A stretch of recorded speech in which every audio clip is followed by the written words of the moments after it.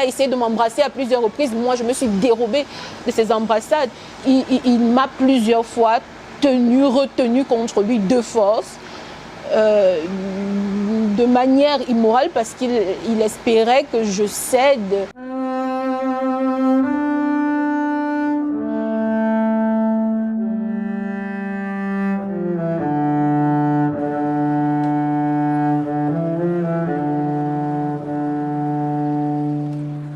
De graves accusations de harcèlement contre le président de la Commission des droits de l'homme du Cameroun. Le chef du service de la traduction et de l'interprétation dit subir depuis 2021 de violentes pressions de son patron.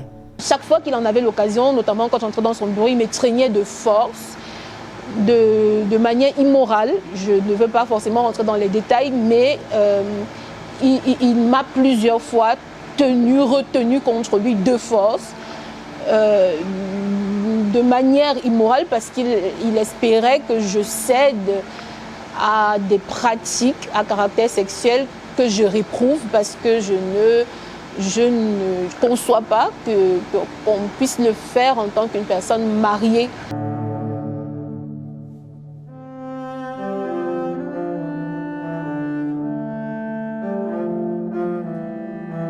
Il va, comme je dis, m'étreindre, me faire des invitations dans ses chambres d'hôtel. Il va me piéger, parfois me coincer avec lui pour me prouver qu'il peut rester avec moi sans me violer. Et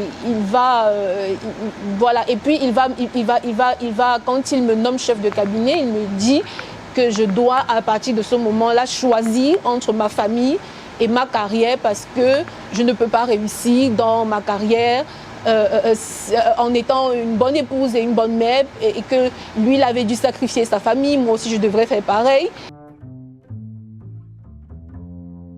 Les relations particulières entre le patron et le cadre vont s'accentuer avec sa promotion au poste de chef de cabinet du président de la Commission des droits de l'homme. Par derrière, il me disait, tu veux t'éloigner de moi, mais en tant que chef de cabinet, Dieu te pousse plutôt dans mes bras, parce que en tant que chef de cabinet, tu seras encore plus proche de moi. Et moi, je lui dis non, le travail va être la barrière, parce qu'il y a trop de travail et je vais devoir apprendre. Et cet apprentissage, je ne connais pas ce poste avant, je vais devoir l'apprendre et tout. Et puis, le jour de ma nomination, il dit à mon mari, la négociation s'est terminée, les discussions sont terminées. Et après ça, il va commencer à me dire, ce qui m'importe, c'est le résultat. Tu me produis mon résultat, sinon je ne veux rien entendre. On s'en fout que tu sois maman, que tu sois épouse, on s'en fout des horaires qu'on avait promis. Tu dois produire les résultats, et je suis mise sous cette pression des résultats. Et si je ne produis pas ces résultats, bon, je suis traitée de tous les noms.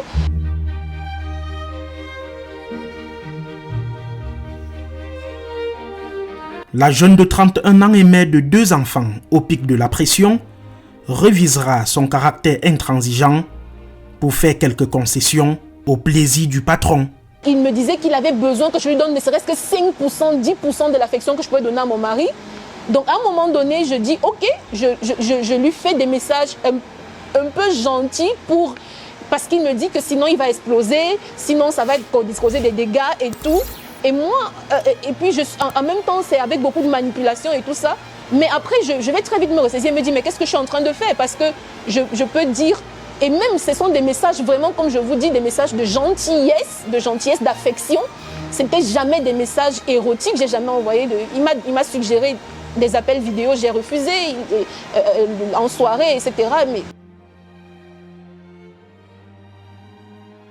Nous avons longuement échangé par téléphone avec le professeur James Mwangi Kobila, le président de la Commission des droits de l'homme du Cameroun, le mis en cause. Il rejette en bloc les accusations contre sa personne et dit avoir plutôt été courtisé par la dame, qui raconterait selon lui des inepties. Judith, qui dit n'avoir jamais cédé aux avances du patron, voit les menaces s'accentuer. Il a créé une révélation divine pour m'imposer ce poste. Et après, il me fait du chantage pour que je choisisse entre avoir la honte de perdre ce poste ou de choisir de sacrifier ma famille donc pour garder le poste et pour soi-disant apprendre à ses côtés. Des propositions balayées d'un revers de la main, le chef de cabinet est démis de ses fonctions 5 mois plus tard. Il veut prouver il veut prouver à tout prix que je suis incompétente.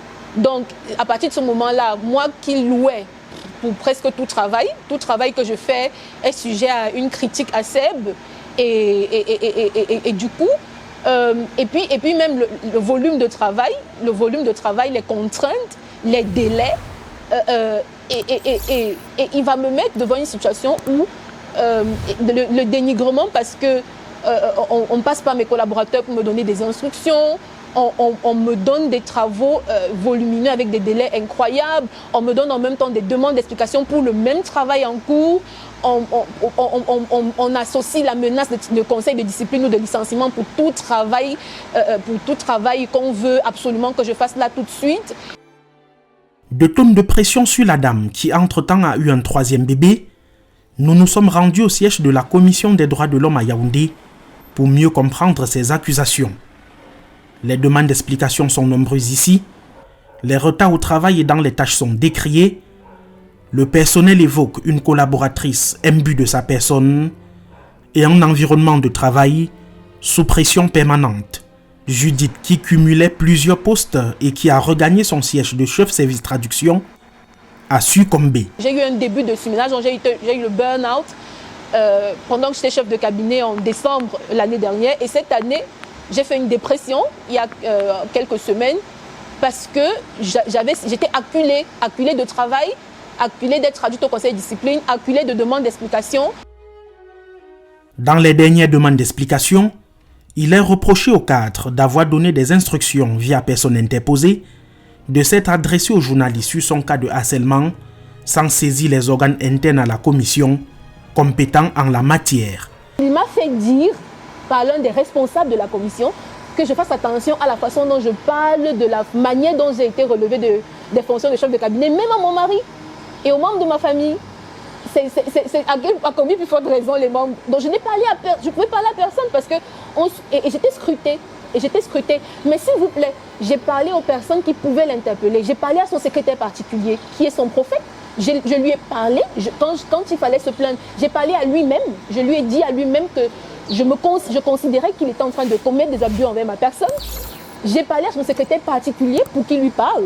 Le seul commissaire à qui j'ai parlé sous le sceau de l'anonymat a détecté le harcèlement sexuel, mais m'a conseillé d'essayer de faire profil bas. J'ai voulu parler à d'autres commissaires qui chaque fois n'étaient pas disponibles, surtout aux commissaires de sexe féminin. Judith est attendue au conseil de discipline le 25 janvier prochain. Le président accusé estime que sa collaboratrice essaye de distraire l'opinion via une fuite en avant. Le président James Mwangi Kobila a promis de nous poursuivre en justice au moindre dérapage. La plaignante a saisi via citation directe le tribunal de première instance de Yaoundé Centre Administratif, première audience, le 6 février 2024. Si ces accusations s'avaient fondées, le professeur James Mwangi, qui préside la plus prestigieuse institution en termes de défense des droits de l'homme au Cameroun, verra son image et celle de la commission écornée. Judith, quant à elle, préparée au pire, y compris à un licenciement, réclame tout simplement justice. Je voudrais que justice soit faite. Je voudrais qu'il comprenne que c'est pas parce qu'il a un poste que quelque chose ne peut pas lui résister en fait.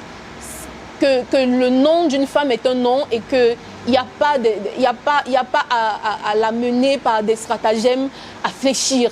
On n'a pas à nous briser, on n'a pas à nous faire chanter, on n'a pas à le faire.